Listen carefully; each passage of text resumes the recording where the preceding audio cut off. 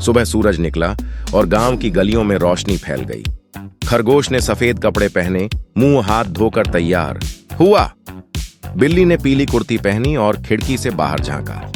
दोनों काम पर जाने के लिए अपनी साइकिल निकालने लगे। रास्ते में वे आम के पेड़ के नीचे रुके और नाश्ता किया। फिर वे पास के खेत में मजदूरी करने पहुंचे। खरगोश गेहूं काटने लगा और बिल्ली फसल बांधने लगी। दोपहर की गर्मी में दोनों थकने लगे। बिल्ली ने खरगोश से कहा, चलो थोड़ी देर आराम कर लेते हैं। गांव की औरतें पानी भरने जा रही थीं। सूरज ढलने लगा तो दोनों ने फिर से काम शुरू किया।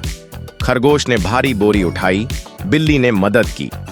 खेत का मालिक आया और हिसाब करने लगा। मालिक ने आधी मजदूरी दी, बाकी कल देने का वादा किया। दोनों शाम को गांव लौटने लगे। रास्ते में उन्हें एक पुराना दोस्त मिला। उसने हालचाल पूछा। खरगोश ने बताया कि मजदूरी करना कठिन है। दोस्त ने उन्हें कल ईंटों के काम का प्रस्ताव दिया। बिल्ली ने कहा, हम हर काम करेंगे, बस ईमानदारी से। वे खुशी खुशी अपने कच्चे घर लौट आए। बिल्ली ने चूल्हा जलाया और खरगोश ने पानी भरा। रात का खाना बना, दाल और रोटी।